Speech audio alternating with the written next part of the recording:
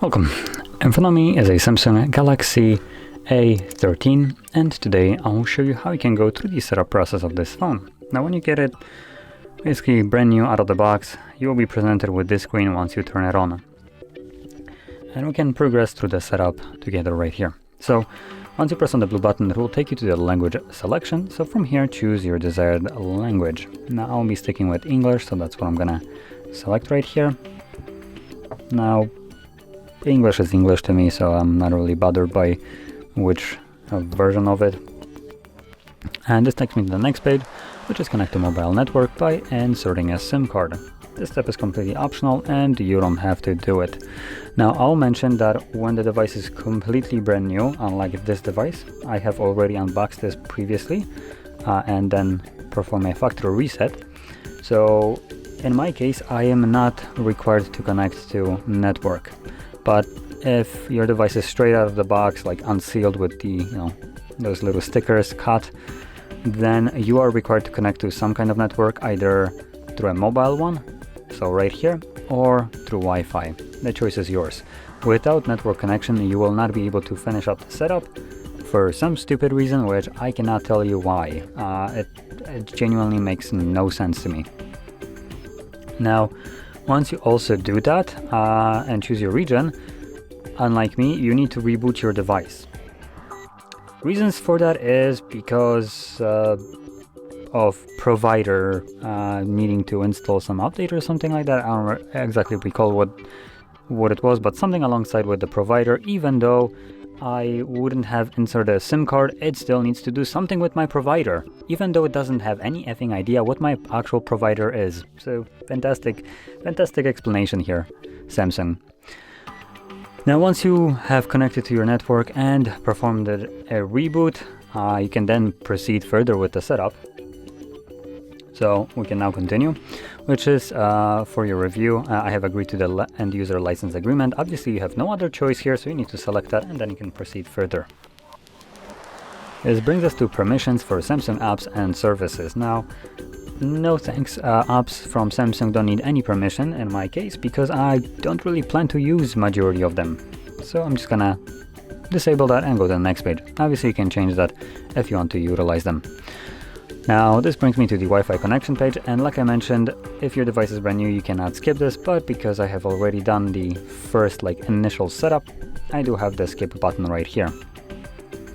So I'm gonna be skipping this. And additionally, once you connect to Wi-Fi, your device will go to checking for updates for a little bit longer than it probably should nowadays. I don't know why. I think Samsung might have screwed up something in their setup process, because even on the flagship most expensive device, this actually takes insanely long time. So take that as it may. It might take you a couple minutes to get through this, where you just get to sit around and do nothing. So here we have copy apps and data. Obviously you can restore your device from an old copy if you choose to. I will be setting it up as new, so I'm gonna select don't copy. Then we have Google services. So we have things like location, scanning, and sending user and diagnostic data. You can disable them if you don't want to, but quickly going into all three just so you are aware what they are.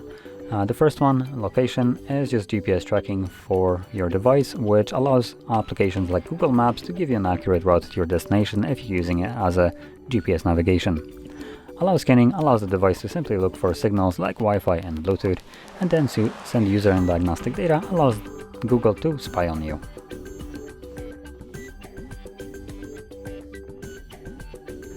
Now on the next page, we have option to set up some kind of protection to our device. We have several different ways of going about it. So we have face recognition, fingerprint, and then PIN, pattern, or password. If you're planning to use either one of the two top ones, so face recognition and fingerprint, you can use both of them or just one. You are always going to be required to set up some kind of physical way of unlocking the device, so that'd be PIN, pattern, or password. The reason for that is if something would happen to your face, your fingerprint, you can still access your device. Something could happen with your face and maybe the fingerprint reader. It really depends. So you always will have a physical way of unlocking the device. So I'll set up a pattern right here, and only pattern. So there we go, it's now set. And this brings us to the Samsung account. Now, even though I am not connected to network, it still pops up with the most counterproductive way, because if this shows up and you decide to log in, it will back you back to the Wi-Fi connection page, because you have no Wi-Fi connection, or at least I don't. So this page shouldn't even show up, like Google isn't, because I'm not connected to Wi-Fi.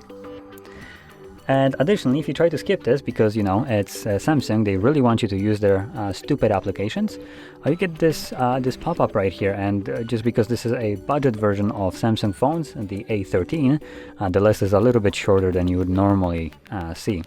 So we have way less things to actually care about here, like we have Samsung Cloud, Galaxy Theme, Find My Mobile, and Galaxy Store, which none of them are useful for the typical casual user, just because they have a better alternative and Google ecosystem, which you most likely use.